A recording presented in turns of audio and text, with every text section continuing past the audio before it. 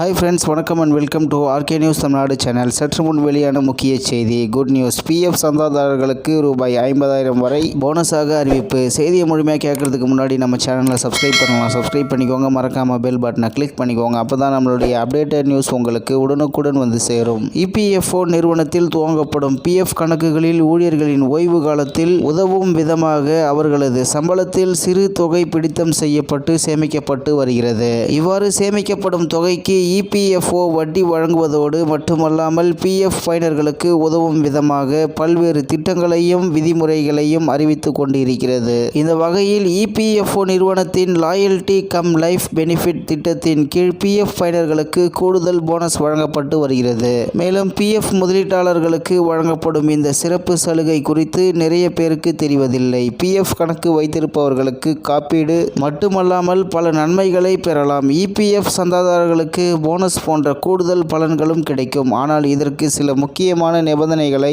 நீங்கள் பூர்த்தி செய்ய வேண்டும். இந்த நிபந்தனைகளை பொறுத்து போனஸ் தொகை அதிகரிக்கலாம் அல்லது குறையலாம். இந்த கூடுதல் போனஸ் ஊழியர்களுக்கு லாயல்டி மற்றும் லைஃப் பெனிஃபிட் அடிப்படையில் வழங்கப்படுகிறது. அதாவது குறைந்தது 20 ஆண்டுகள் பிஎஃப் பயனராக உள்ள நபர்களுக்கு அவர்களது ஊதியத்தை அடிப்படையாக கொண்டு போனஸ் வழங்கப்படுகிறது. மேலும் அந்தந்த ஊழியர்களின் சம்பளத்திற்கு ஏற்ப கூடுதல் போனஸ் நிர்ணயிக்கப்படுகிறது. 5,000 ரூபாய் முதல் 10,000 ரூபாய் வரை அடிப்படை சம்பளம் பெறும் ஊழியர்களுக்கு ரூபாய் 40,000 வரை கூடுதல் போனஸ் கிடைக்கும். ரூபாய் 10,000க்கு மேல் அடிப்படை சம்பளம் உள்ளவர்கள் ரூபாய் 50,000 கூடுதல் போனஸ் பெறலாம். பிஎஃப் சந்தாதாரர் 20 ஆண்டுகளுக்கு முன் ஓய்வு பெற்றால் அவர்களுக்கு விலக்கு அளிக்கப்படுகிறது. அத்தகைய ஊழியர்களுக்கு ஓய்வுக்கு பிறகு கூடுதல் போனஸ் வழங்கப்படும். ஆனால் கூடுதல் போனஸின் அளவை நிர்ணயிப்பதற்கான விதிகளும் உள்ளன. அதாவது அவர்களின் அடிப்படை சம்பளத்தின் அடிப்படையிலேயே போனஸ் தொகை நிர்ணயிக்கப்படுகிறது. மேலும் தகுதியான பிஎஃப் உறுப்பினர்கள் இந்த கூடுதல் போனஸ் தொகைக்கு விண்ணப்பிக்கலாம். தங்கள் கணக்கில் நாமினி பெயரை சேர்க்காத ஊழியர்களுக்கு இந்த வசதி கிடைக்காது.